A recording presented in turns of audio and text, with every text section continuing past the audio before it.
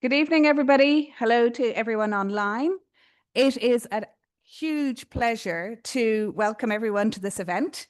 It's a particular joy for me to be able to host Christina at the BSA, as her work is so outstanding in so many different ways, which we'll see shortly. Christina is an artist and a mosaicist, and in lots of ways, she's a magician. She turns her art into captivating elements that embrace the natural rhythms of the earth. Christina has studied sculpture and fine art in Athens and mosaic making in Ravenna, I think. And she has won numerous awards for her work.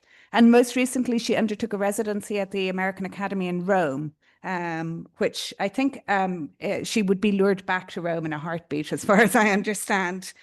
Now, Christina knows all of this, but what she doesn't know is that she was born 5 days after I was. Yeah, yeah. Aha. Yes.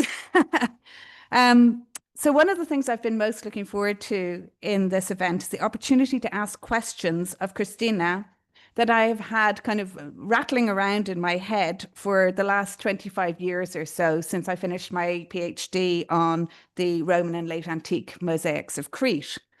These are questions that I would have loved to have been able to ask the craftspeople, the patrons of the houses that I was talking to, that I was studying.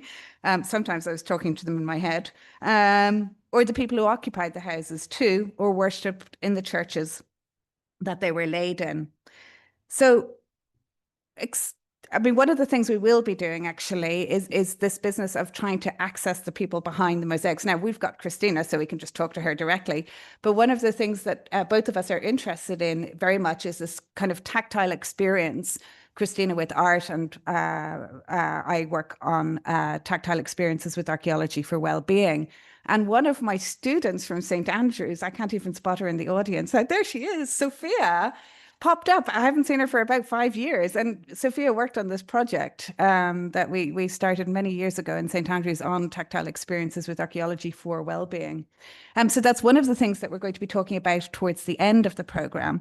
And the program, so last week we had two poets speaking, and that wasn't complex enough for our IT officer and for Katrina in terms of challenges for computers, sound, vision, all of that sort of thing.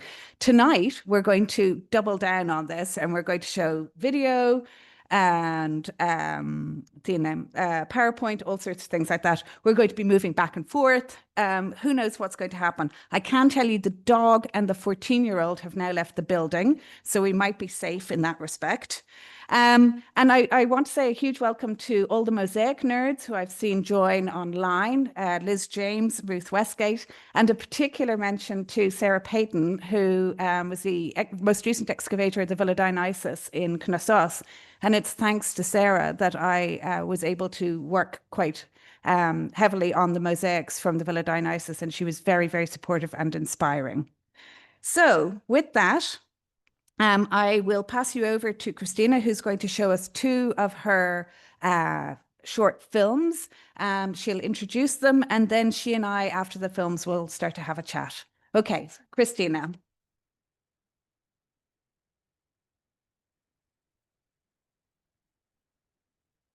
Thank you, Rebecca, for this beautiful introduction, and thank you all for being here today. I would like to start my presentation by two short films that focus on my work. The first of them is the river mosaic, which I presented in the Archaeological Museum of Thessaloniki last year. And actually, it is a film inviting you to follow the slow rhythm tempo of mosaic creation. So it lasts around 10 minutes. And you will follow my hands as I work on this, creating this mosaic. And actually, this film functions as an invitation to follow this rhythm and to bring together the flow of time, the flow of the river, and the flow of the tactile sense. So.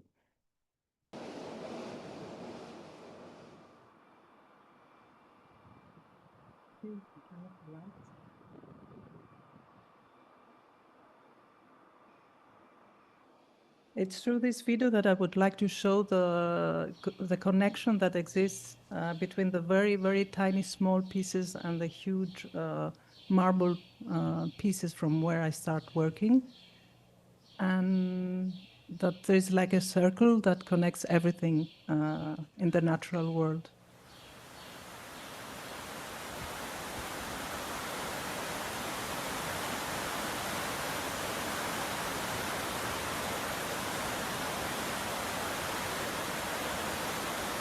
This mosaic is inspired by the Tiber river in Rome, where I was in the American Academy to do a research on the waters of Rome. So actually it's a work dedicated to the importance of drinkable water.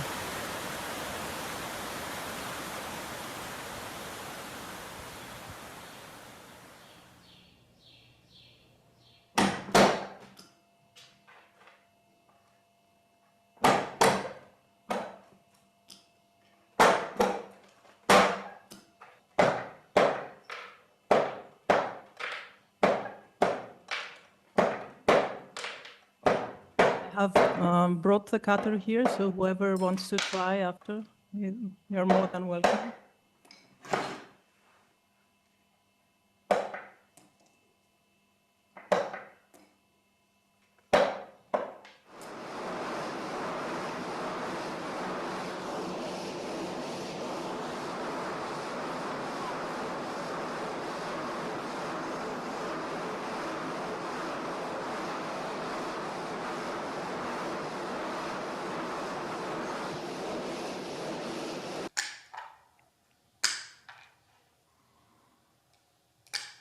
I have this cutter also.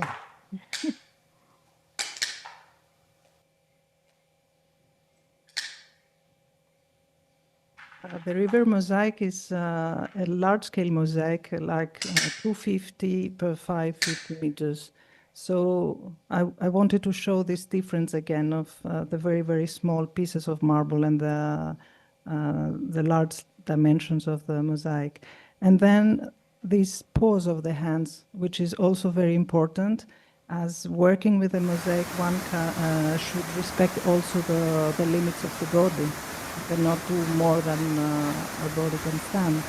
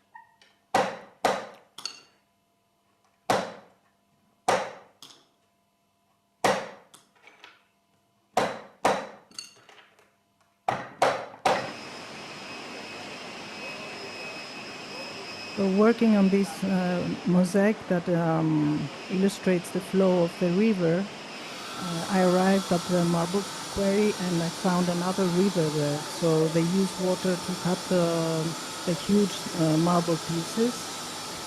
And I found that very poetic in a way, that everything is connected.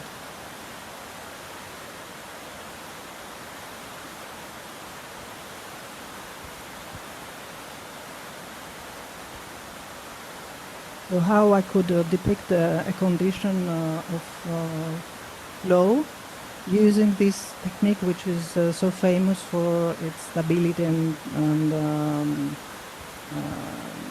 permanence in a way, that mosaics never change. They're made in a way so that they don't change.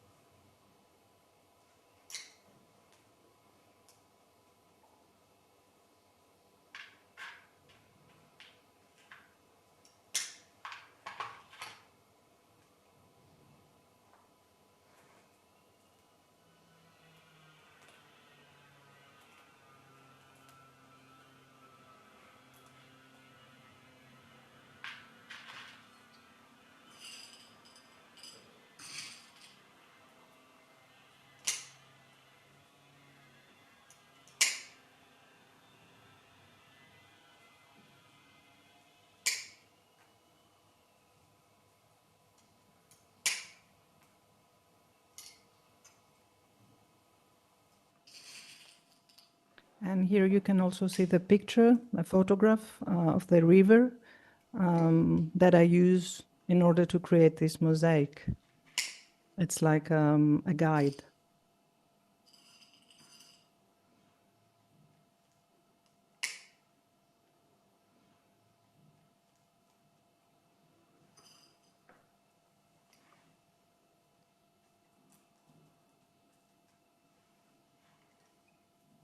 Also, the glue that I use here in this technique is an ancient glue. It's made by flour and honey and water.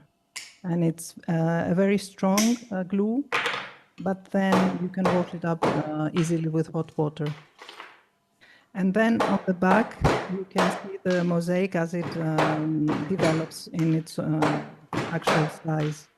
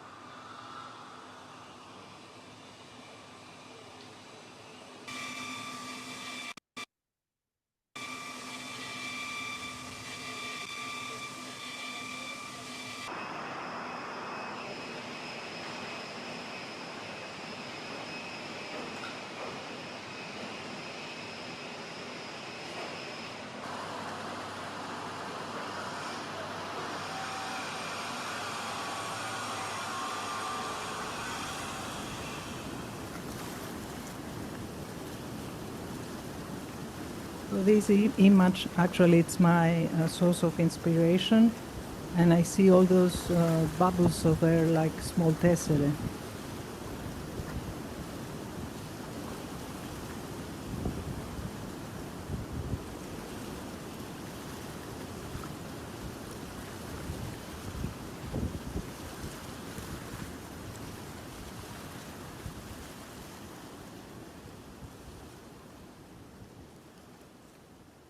And then I wanted to show you also that intentionally I keep some parts of the surface empty so that they're just filled with the mortar. And there are only some few small pieces of marble.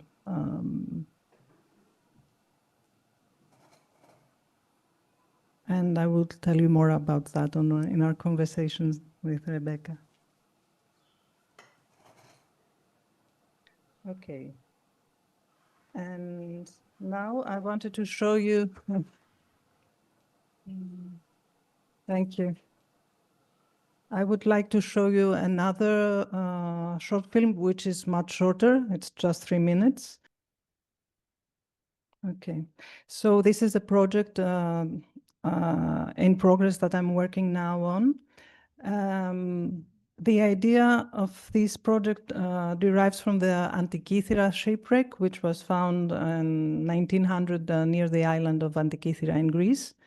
And among the founds, there were marble statues that were partially worn by the sea. So the parts of the statues that were found within the sand in the depth of the sea are still perfect, whereas the other parts that were exposed to the seawater have been worn. And the idea of this deterioration of the physical, of the natural matter is what inspired me in this project.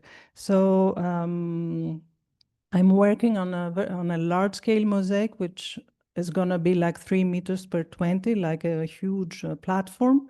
And it illustrates the expansion of a sea wave on the shore.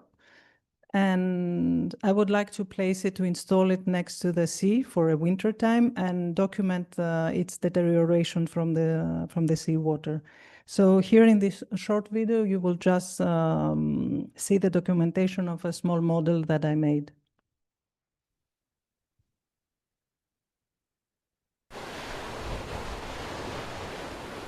And I'm very thankful to Joe also and Kyriakos that are also here today with us for some of the shootings of the sea.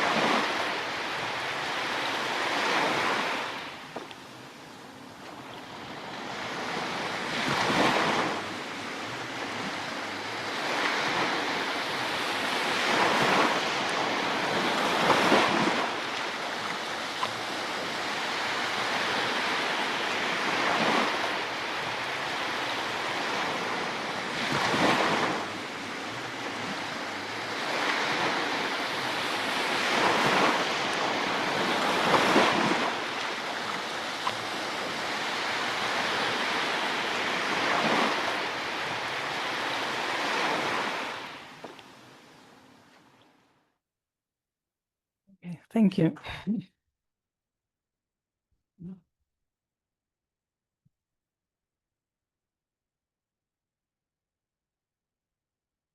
Thank you so much, Christina. I feel like I'm now jarring everything by talking. That was so beautiful. But I am going to start asking Christina some questions once I can get my PowerPoint up here. Okay, so one of the things I want to talk to Christina about, or ask Christina about, is the inspiration for her projects. World, I mean, there's so many questions, oodles of questions that we are still grappling with in terms of the people who made the mosaics. There are lots of people who still cling on to an idea about pattern books, that there were pattern books being circulated like a catalogue where a patron or an artist or craftsperson could pick a kind of mosaic. And that's partly based on, you know, the similarities that you get in mosaics like this, where you've got the drunken Dionysus appearing in certain forms, or the idea of Orpheus as well, where there's certain kind of stock animals that you would find in these mosaics. But what do you think, Christina? What are your views on the idea of pattern books? Where are you getting your inspiration from? What do you think? Well, okay. Yeah. I draw most of my inspiration from a lot of trips that I've done around the Mediterranean to study up close a lot of ancient mosaics. And I think that observing closely all those ancient beautiful mosaics, one can discern a lot of details that have to do with the colors or the texture, but also other details that are more subtle, like for example, the direction of the placement of the tesserae. So I find very charming, like also those white, simple marble mosaic floors, where we can observe that the white tesserae don't follow exactly the black frieze, but they are set like diagonally and not, you know, in a more obvious way. But I suppose that there would be like guidebooks or also famous paintings, so that because in Roman, in the ancient times, the Mosaics were not considered to be artists, they were artisans. So there was the painter who did the painting, and then the Mosaics had to transfer the painting in the stones. But I think that I've also found beautiful books that have like they document a lot of decorative patterns, and they are so beautiful. And also I think that it's very interesting to observe how two mosaicists have depicted the same pattern using different colors or larger sizes, and how that affects the final result. But mostly I think that the more we engage with the topic, the more all the references and sources of inspiration participate like in a more subconscious way also. So, and also there are things that occur also, we think randomly, but our hands also do things that we don't really consciously understand, but they're there. So if I answer your question. Yes. I mean, I think, to be fair, that's one of the things as archaeologists we're not very good at doing, is the kind of randomness of just, you know, we like to categorize and put things in boxes, and a little behaviorism, but the kind of, you know, chance encounter or chance. I don't believe so much as randomness, like being creative on its own, but I think that actually there is a connection that brings together all those elements. Also our fantasy, our memory, you know, our desire, our aim, or things more intellectual, and other things more like intuition, creativity. But I think that's the case also with archaeology. So, so I mean, connected with that, and I'm showing here mosaics from two sites. One is from Heraklion, that was excavated by Alexandra Karetsu, and then the other one is the Villa Dionysus, excavated or worked on most recently by Sarah Payton. And in fact, Steffi and I were working on that site together. And one of the things that we were looking at was things like guidelines. We were trying to find guidelines in the cement to see, or to have a better understanding of how the mosaics relayed. And I was watching you doing it. You have nothing. You just are doing it. How would you make a mosaic like the one you have on the table? Do you have a guideline on it at all? I do like a small draft, and then I work on that. But creating a mosaic is a different thing than creating a painting. So it has its own way of being created, and it's not a copy. And I think that through the video also you could realize that it's the whole body participating, and it's not just the eyes or the hands. But I also realized recently, because I also thought that mosaics are there forever, they endure, And I realized that there have been also through a lot of conservations, and Yeah. so mosaics, also ancient mosaics, change. Yeah, that's true. And they get patched as well. So even in the ancient world, they quite often will see mosaics have patching on them. One of the other things, so the reason why I'm looking at the Heraclean and Villa Dionysus mosaics in particular is because one of the other things that mosaic nerds are desperate to find out all the time is whether we can identify individual craftspeople who are responsible for certain mosaics. And actually, I think we've got a really good case in the case of the mosaics from the Heraclean site and the Knossos site. Well, first of all, they're not a million miles apart, so that makes a lot of sense. But there are combinations of specific patterns that are really unusual. So can you see my hand? So if you see this figure here, and then almost the same one is used in the Heraclean mosaic. I mean, those are really unusual symbols, and you don't really generally find them very often. And that's just one mosaic, but then you have the geometric mosaic here, and compare it to Mary Goff's drawing after Sarah's work here, and they're using those kind of crosslet designs, and we're picking up some insights into the craftspeople themselves, and that's the kind of stuff that I would love to be able to understand more about. Do you ever work as a team? Do you, as part of a team?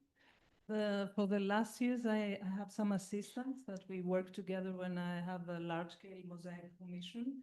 And actually, it was very amusing because one of those mosaics was a very simple white pattern design with round white circles, let's say. So it was really, really simple. And we were like 3-4 people working together. So each circle would depict the personality. Mosaics is working on that. So you could see one who would be more scholastic, another one who would be more like... Fantastic. And it... for me, it was very amusing to see that. And also another thing that is interesting working as a team, creating a mosaic, is that although it's very enjoyable working with other people because we spend a lot of hours and breaking, and at some point we all turn back like introverted and work in silence. And I think that a mosaic, a part of creating an object, actually is like a process of meditation for everyone. So you really face your inner world working as a mosaicist. I find, sorry, I found that really striking when you had your hands resting as well. And you don't think about that part of it either in terms of the toil and what your body is capable of doing. No, and at some point you really get tired. And that's another thing that I think it's very important to consider, our bodies, our physicality. Whereas today there's this extreme expectation of remaining always young and always strong and capable of do everything we like. And when I was younger, I would carry like 20 kilos of cement and running around. And now I look at them and it's not for me anymore. So. I have to say, and I think somebody else in the audience was feeling the same thing. When you were clipping the tessera, I was like, oh my God, she's going to do her fingers. Have you ever clipped your finger off? Well, fortunately with a big cutter, never. But they do have a secret, let's say, gift, which I suppose that came out from practice, that it doesn't really... pinch all the way. Okay. So you can hit your finger, but you won't cut. Okay. That's a relief. It's really awful when you do that. It's not a nice thing to do. Yes. So here's another example where we can see, this is one of the Heraclean mosaics, and you can see the scroll in the corner here. And in this case, the scroll, the exact same acanthus scroll is here, but in this case, in the corners, they're filled with these gorgeous seasons. They're personifications of seasons in those corners. So other things that I mean, most people who like mosaics are nerds, and you know, they like to find mistakes in mosaics too. And the things that will make big news is if there's a mosaic found with a mistaken inscription, and everybody's like, yeah, they made mistakes. I don't know if Polly is here for inscription stuff. The ones that I picked out a couple of geometric mosaics, and you can see the swastika scroll here. They just gave up. They're just like, oh, can't be bothered doing it anymore. And then almost my favorite one is it's kind of hidden underneath this here, is they're starting to do like a checkerboard pattern, and then they go and just the checkerboard disintegrates and kind of flows out of the mosaic. What do you do if you make a mistake? Well, I enjoy the mistakes because there are always opportunities to think of things differently. But for me, the beauty of the mosaics is found not so much in the figurative representation, let's say, but mostly on this condition of bringing together so many small pieces of marble to create an image. And so it doesn't have to do so much with the excellence or the design. Well, I do a lot of mistakes because I like to experiment a lot also with different material and different techniques, etc. And that has led many times, not many, but sometimes in destroying a mosaic or losing it or having to work again from the start. But at the end, that's a way of an adventurous way of remaining creative in a way. So, for example, the idea of keeping empty surfaces in the river mosaic and not placing the marble tesserae in all the surface. I got it from the ancient mosaics which that have cracks, and then the conservators filled the gap with the void with mortar. And I find this those very free shapes of mortar very inspiring, because I think that they invite us to try to imagine what was there and now it's lost. So it's like an invitation to engage in a more active way with the mosaic as such. And taking this idea even further, in another work, I used a wrong kind of paper instead of fabric to work on the indirect technique. So during this mistake, I found a way to create reliefs and curves in my mortar that I used later on in the mosaic installation. And those curves resemble also the curves of the ancient columns, but also the ripples of water or the signs that the water leaves when it runs and the sand. So I think that mistakes I can't consider them really like mistakes. And I really understand the people there, trying to find a solution, maybe thinking, oh, nobody will take, no one will notice that. Except 6 million mosaic nerds in the future will go, oh. And also, I think another thing that is important is that sometimes we treat antiquity with a kind of reverence that it's really, it gives a great seriousness. Yes. And we were talking about humor, for example. I don't think that we have changed so much since antiquity. I mean, people who work in mosaics. So finding mistakes or attempting to create a mosaic that at the end it didn't net so well. Also trying to make a joke.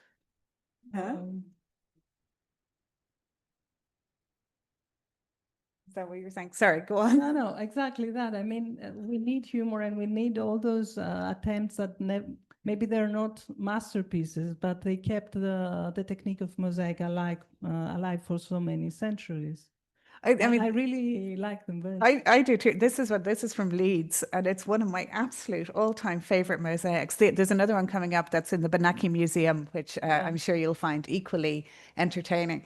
But this is my favorite, partly because this is the kind of mosaic I would make, which is an absolute epic fail of a mosaic. No, well, for me, it's not a fail. I think that, no, really, because I enjoy I enjoy looking at the mosaics. I mean, this left down corner, I find it really beautiful with all those small red pieces and the white, and also you can see, like in the children's drawings, Yeah. there are works that are done created by an inner necessity or a need to do something. So if you enjoy the process of creating a mosaic, I'm sure it's going to be a beautiful mosaic at the end. If you do it like, you know, in a boring atmosphere, I think it will be, you can realize that afterwards. I wonder what the patron thought then. It went into Maybe it's the patron who did that. maybe actually. So this is it. I mean, and everyone applauds. Yeah, exactly. Give us some dosh and we'll clap your mosaic. And then we have in kind of similar terms. I mean, look, it's not as easy in lots of people say, oh, it's because it was Britain that it was so appalling, but that it doesn't boil down like that at all. We have amazing Medusa mosaics, for example. This is a Medusa mosaic on the left in Athens. Actually, it's in the courtyard of the museum, and the Dionysus mosaic, and they use these cubes in perspective, or the perspective wheel, in order to get a sense of either being mesmerized by Medusa, or in the case of Dionysus, a little bit drunk. And these Medusa mosaics, I mean, they range unbelievably. So we have this unbelievable one from Palermo, which is so it jumps out. It's so perfect in lots of ways. Although Christina's probably going, I don't like perfect. But and then you've got the Bignor Villa, again a British one, but don't hold it against it, because the most exciting Medusa mosaic is this one, which is in the Benaki Museum, and I would pay money every time just to go and have a look at this Medusa mosaic. And I urge you to go and have a look at her. She is fabulous. But if you ever find that I'm down, I'm going to be in the Benaki Museum standing at this Medusa mosaic. You know, Rebecca, I just realized that when I was at the School of Fine Arts, I've done a copy of this Dionysus mosaic. Ah, really? I thought it was a Medusa. Now I just realized. Right, there you go. Excellent. So one of the things that has always bothered archaeologists, art historians, is the concept of whether there's bad art. I mean, I'm getting already the impression from Christina that there's no bad art. I mean, look at her. She's looking at this going, this is brilliant. I can see joy in this. Exactly. I think that it's for a work of art to say that it's bad, I think that it should be created like with not having a necessity. Whereas a work of art that opens up, changes, manages to changes our perception, I think that it's a good work of art. And also this, for example, I think that it made us all laugh. So I can't say it's a bad. No, that's true. A bad mistake. True. Whereas the other one, which is much more perfect and detailed, it is beautiful, but for me, it doesn't have something really inspiring.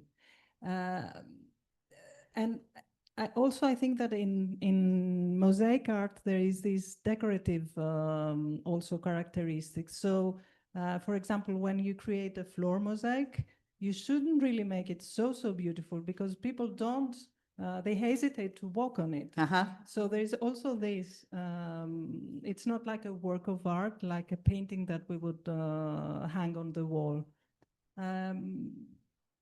But also in decorative mosaics, for example, this black mosaic with the sea creatures. The silhouette mosaics, yes. With the octopuses and the fish, tritons, yeah. Which is in the Archaeological Museum of Naples. And I recently visited again. I think that in front of this mosaic, you can't avoid really diving into the darkness of the sea, and also diving into yourself and into your darkness, the most secret parts of yourself. So I find that a masterpiece. Whereas I find that a very charming mosaic, for example. So there are differences, of course, and they are also bad, but I'm not the one to judge. No. So, I mean, okay. This is another Knossos mosaic, actually. It's a 2nd century mosaic. And in this case, the artist put their signature. So it's Apollinaris Apoye. Mhm. And another thing that I mean, I think lots of people try and figure out is who is responsible for deciding what mosaic will go where in a house in the 2nd century, or a bathhouse, or in a church. How is it the patron who says, okay, I'd love a Dionysus here and a Medusa there, very fond of seasons, whack them everywhere? Or is it the mosaicist saying, look, this is what I can do, this is my repertoire? Or do we have interior designers who then go on to make TV shows and things like that in the past? What do you think? Well, I think that in antiquity and also today, it's they all get involved. So apart that in antiquity there was the patron and then the painter and then the mosaicist, and now there's the patron and the painter.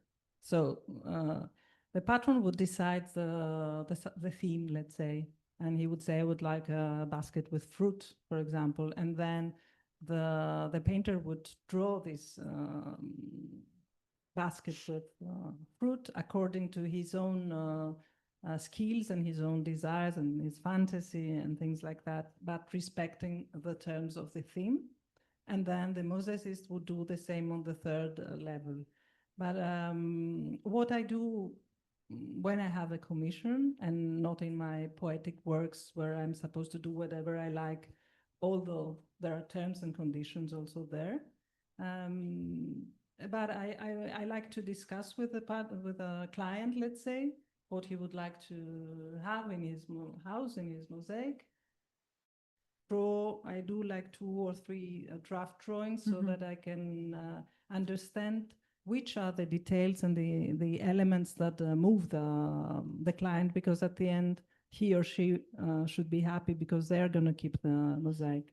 And then respecting those terms, I'm free to do whatever I like. But I think that having terms,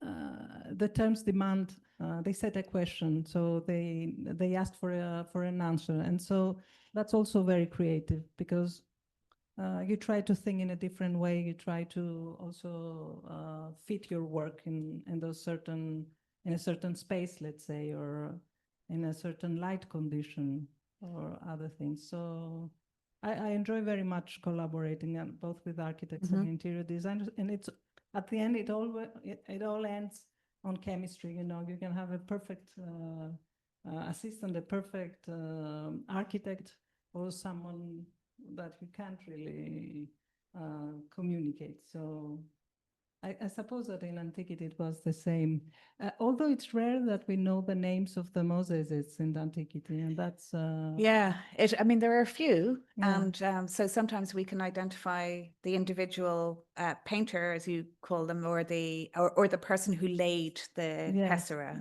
themselves. But I can't think. I don't think that the mosaicist is just the person who puts the tessera inside, because it's a different way of thinking, drawing or creating a mosaic. Sure. And when you were talking about the teams, so I think, on some of the mosaics, we can see where there's one person who's kind of the outline of, so around your basket, for example, they do the curves of the white in lovely curves going out. And then on the other side of the basket, somebody else is doing squares or something. So you can quite often identify different hands going on. Well, to be honest, it was very difficult for me to finish this white mosaic with my assistants, because they were different, all different, although they were supposed to be circles.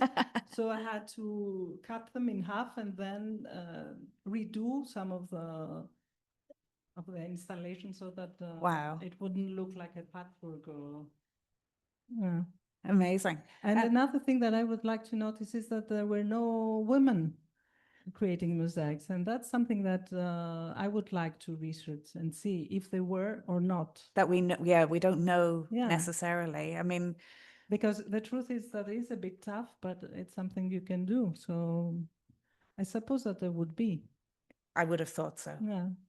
I would like to think of that. Indeed. Yeah. I'm going to start talking to you in a little bit about tactile material, but I've put this one up because, again, this seems to me like a mix of different hands, but also a mix of different opinions of what should be in a mosaic here. So there's quite sensible things, although not a gifted artist, I would say, with the personification of winter here, personification of autumn, and then there's the labors of Heracles.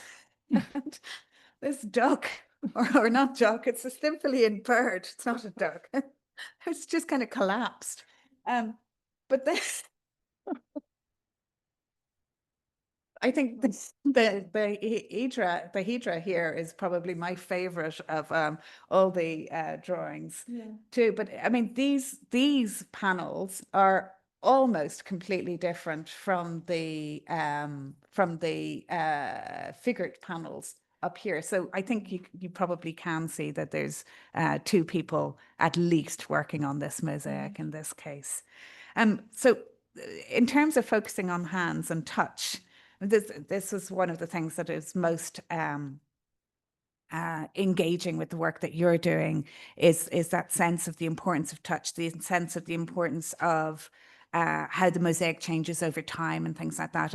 And we've talked about this before, is one of the things that we have done in St. Andrews was we did a set of experiments with archaeological materials. So Sophia scanned a whole pile of archaeological objects, and we put a set of the same objects in a case. And we then had digital objects, and then we had people who were sitting down touching the objects. To cut a long story short, we did an experiment on about 200 people, and the vast majority of people who looked at the mosaics, looked at the archaeology behind a glass case, said, the reactions were, I wonder why that's been put in the case. I wonder why it's important. I wonder what the value is.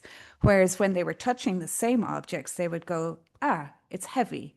I wonder who made it. I wonder who used it. And so the touch was giving insights much more into the people rather than the glass case, where it was much more about value-driven choices that were being made in this case.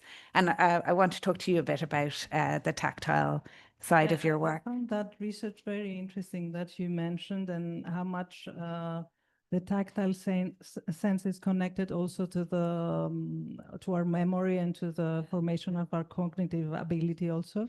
And I was reading recently a book that I found very interesting, saying that actually the sense of self is shaped from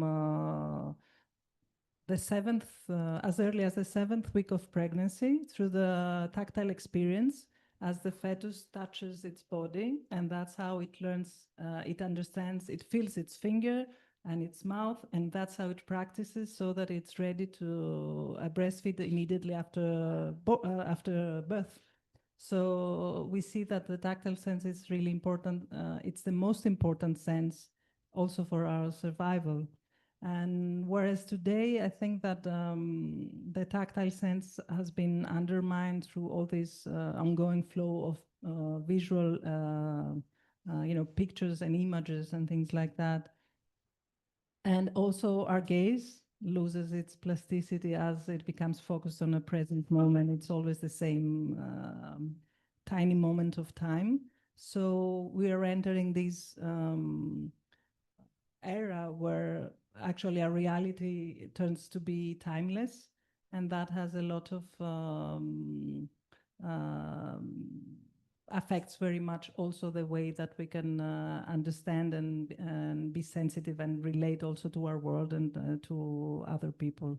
So for me, working with mosaics and using my hands every day and breaking down all those small pieces of marble, it's something that keeps me more grounded and more balanced, and also closer to the natural rhythm of my heartbeat, which is also important. And instead of really trying to remain always young and always perfect and always which is really very stressful, I find also. I think that working with mosaics maybe makes us also more, keeps us more human in a way. So the other thing when you present your clients with a mosaic for the first time, what's the first thing they do? Do they touch it? That's a very nice question also, because I've realized that people are afraid to touch, or when you ask them to touch, so this table, I brought it here so that you can all touch, they do like that, you know? They don't feel it.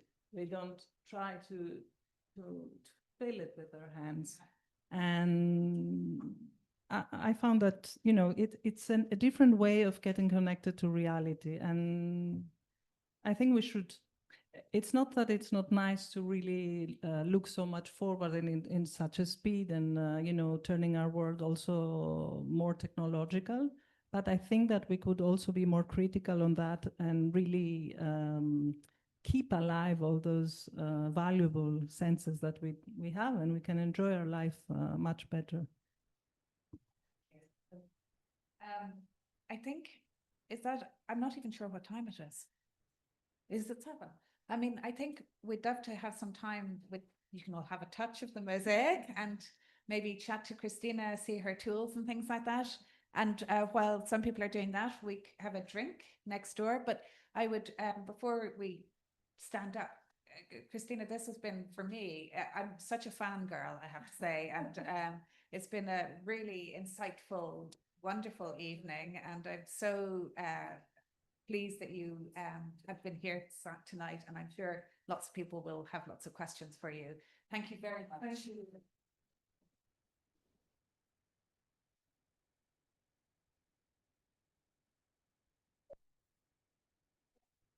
Just say goodbye to everybody online. Thank you, everybody online. Unfortunately, you won't be able to touch Christina's mosaics. But when you're in Athens next, do make sure you come by. Okay, so thanks everybody online. Everybody who's here, if you'd like to come up, chat with Christina. Those of you who are not chatting with Christina, start having a drink and a nibble next door, and then we can circulate that way. Thank you all very much.